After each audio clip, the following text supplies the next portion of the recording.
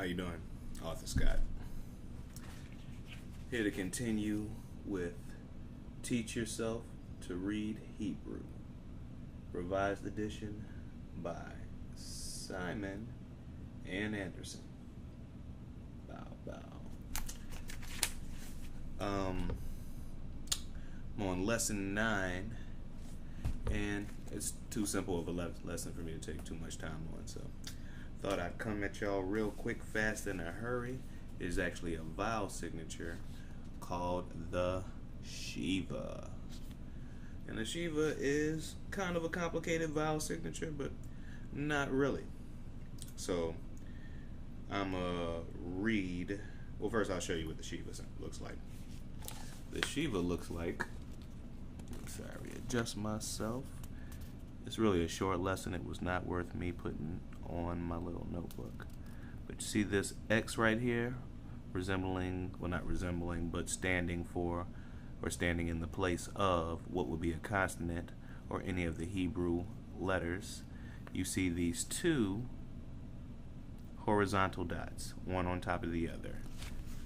That is the symbol for the Shiva. Now, each of the vowels you have learned, or each of the vowels we have learned, which is, they got previous lessons, do what you got to do. But I'm going to scroll by real quick. And if you got to pause that, you'll see everything from the horizontal line to the T signature being the ah, the singular dot being the strong E sound, the E as in B, the double dot, horizontal double dot, representing the A, AY sound, the bowling pin, or what you will call 3 dots in a triangle, a downward triangle, represents the short E, the as in bed, and it's so small.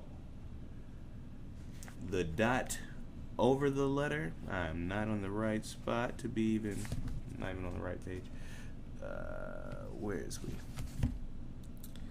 We is back here. Okay.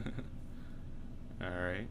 So next to the bowling pin, which my finger is now covering, you have a singular dot directly over the vav, or a dot on the left hand side of the consonant, giving us the O sound, the O. And I think what was the last one we went over is that X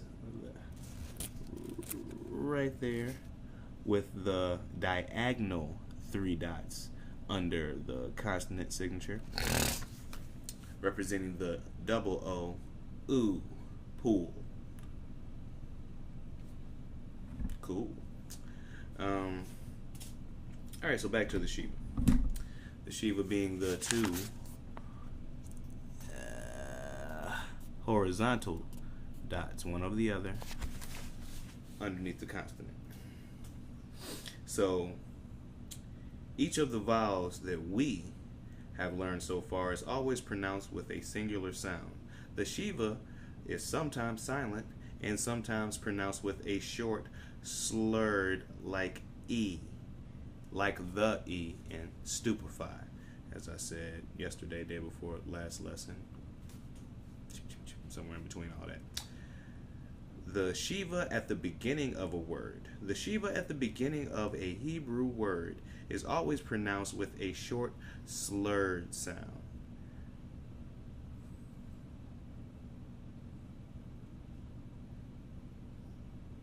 Okay, with the consonant. So the Shiva, which is going to be under a consonant at the beginning of a word, is going to give you that slurred E, that or you'll see in the examples. That'll give us the short sound. So we have 2, the short sound.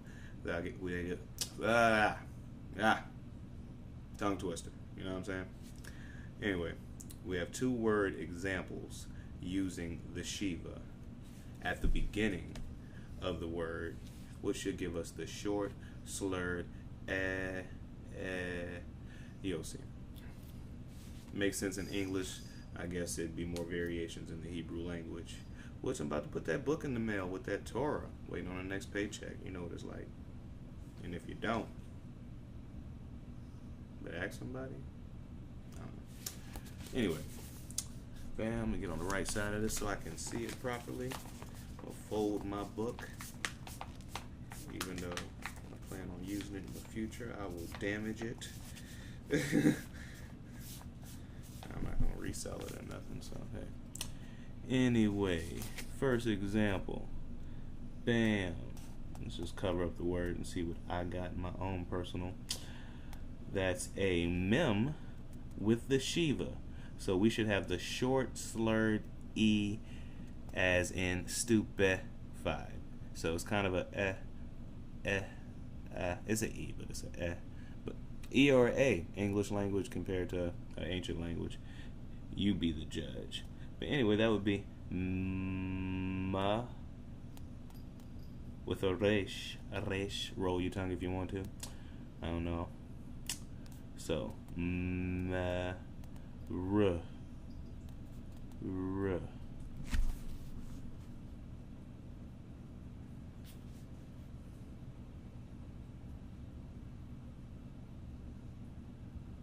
Oh, okay. I'm sorry. It's a vav, but the vav with the dot in it gives us the a double O. So, and that being the new version of the nun that we use at the end of words. So there's two versions of the nun I went over in the last lesson. So here is an example of what was taught in the last lesson. That's a nun, which normally looks different. Go look at another lesson. Used at the end of the word. So here we have maroon. Maroon. I ain't heard nobody ever really use that in a sentence. So I'm thinking it got something to do with boats. Marooned.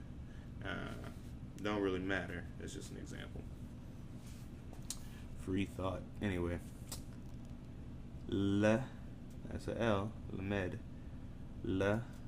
It's a le. Le. G. U. Na.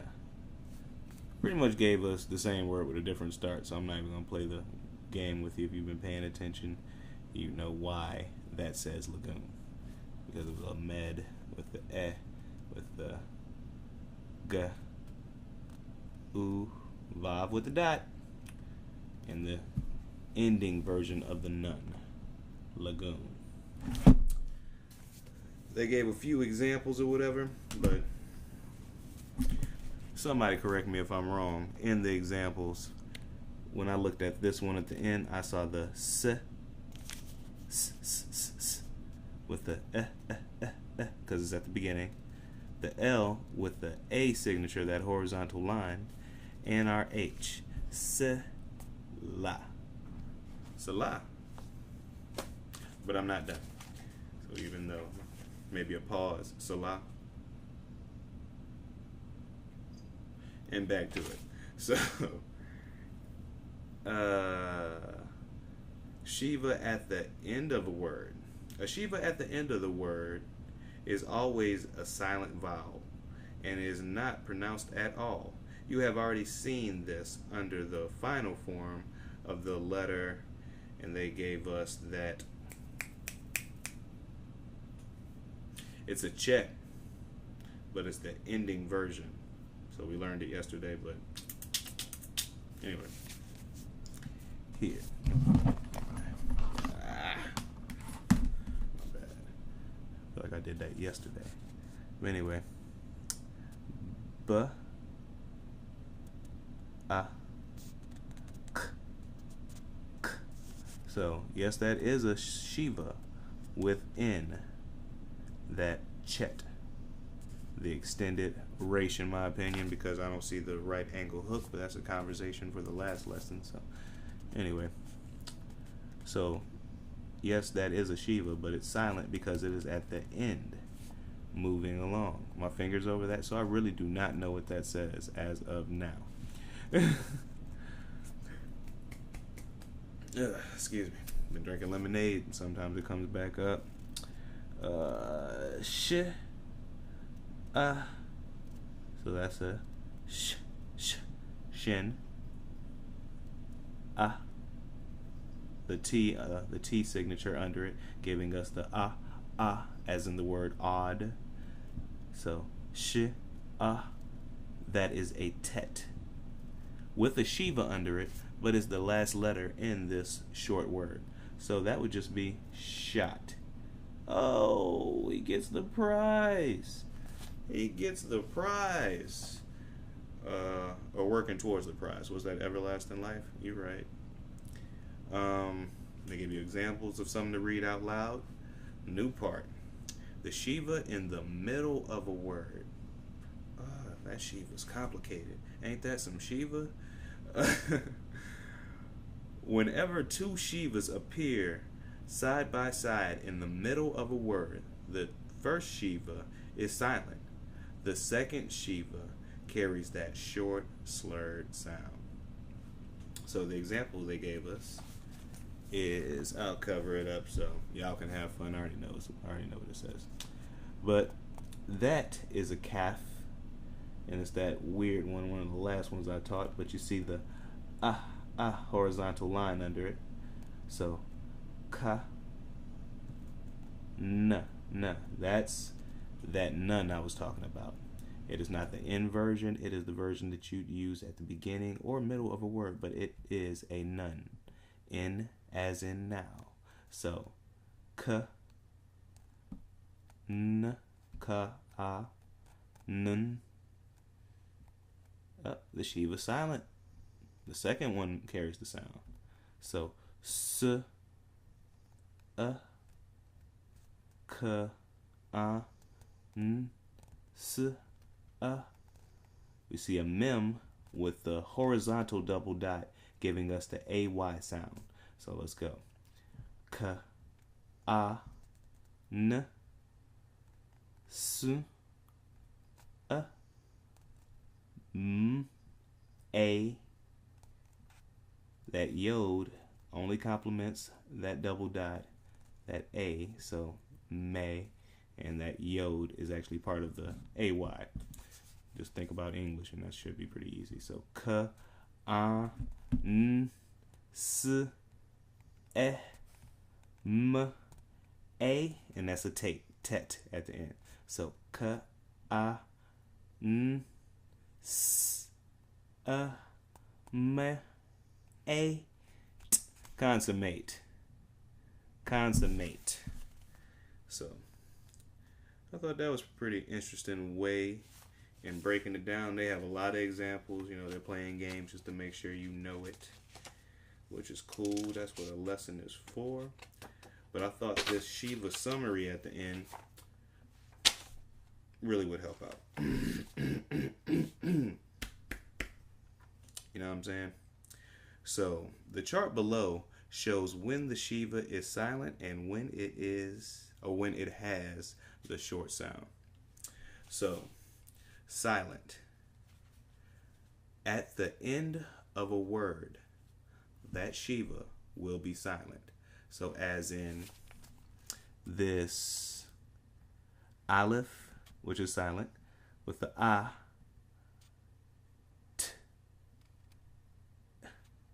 at.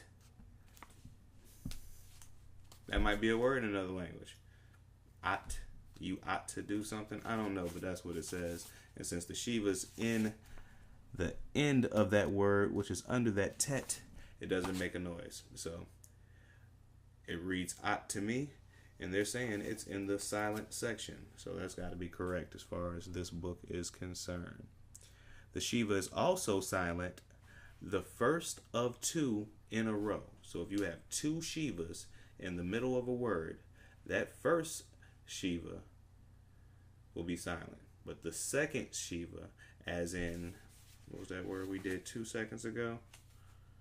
Literally 2 seconds ago, you know what I'm saying, man?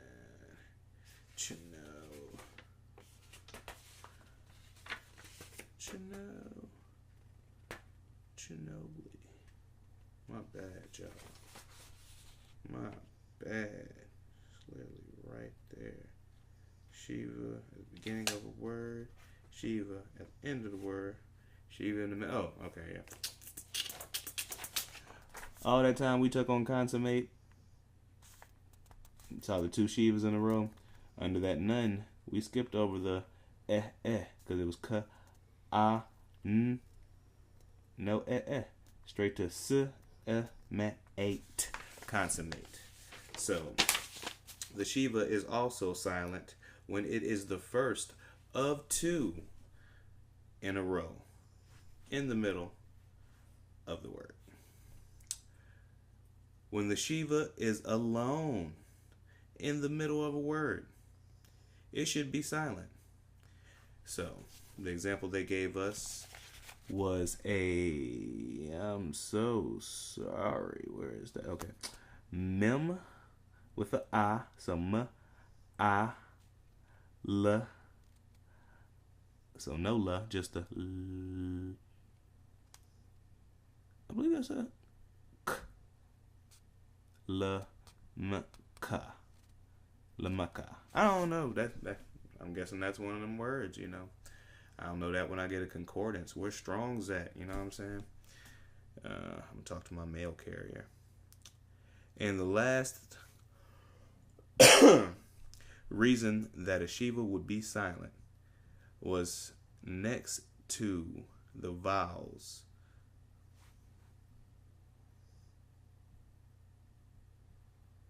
It's giving me the vowel for the short E, which is the triangular 3 dots, and the horizontal A.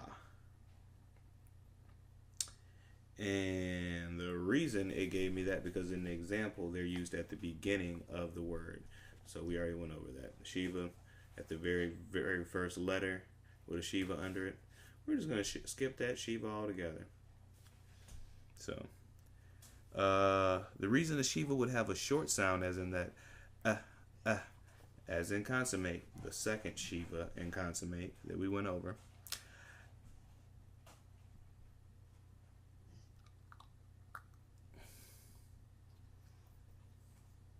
Wait.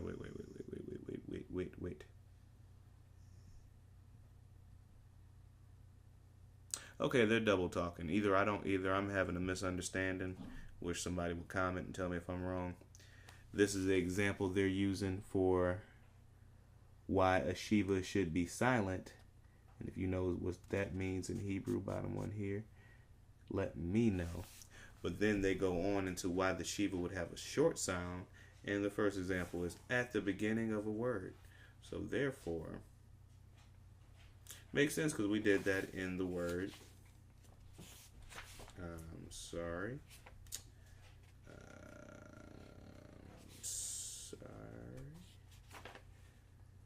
We did that in the word Salah. So that concordance gonna help a brother out anyway. Moving on, and I really didn't mean for this to be a 20-minute video, but the Shiva is a little complicated, so I'm glad I'm getting it out the way.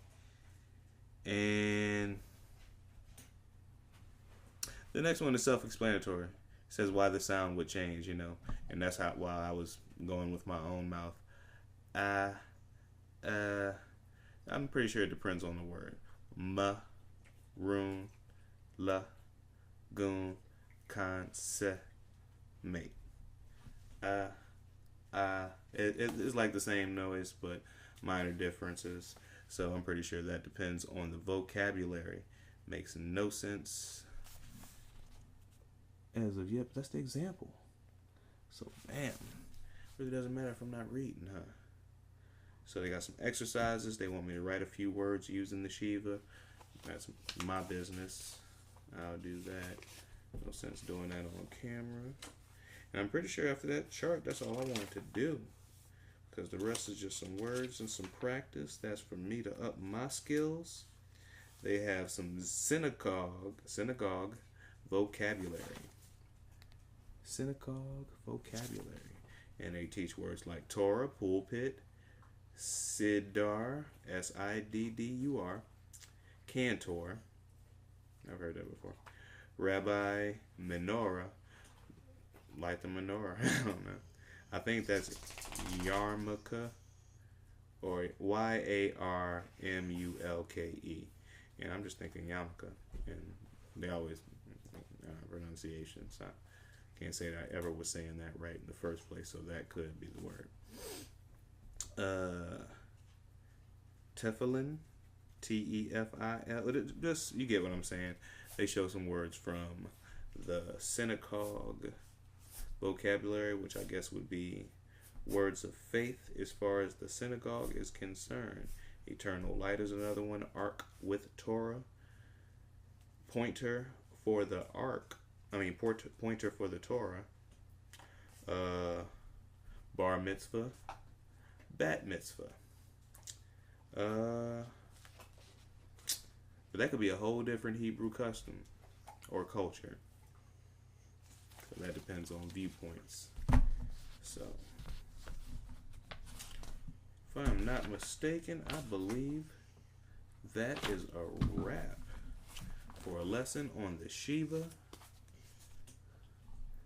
Teach yourself to read Hebrew. Revised edition. Simon and Anderson. Laying the smack down. Trying to get it together. If you know anything about it, you fluent in the tongue, comment, let me know. Otherwise, I'm going to do this last lesson, and there's nothing to it but to get the book and see if translation lines up. You know what I'm saying? Pretty sure before or after I do the next video, within the next week, I just say it like that, I'll go ahead and formally introduce myself, because I just be throwing videos up here, and you know, it's going to be going in a direction once I get this language down, get the books I want to get here in front of me in that language. I got enough in my language or in the language I'm using now, English, Germanic, tongue, whatever you want to call it. Enough said. Y'all take care. One.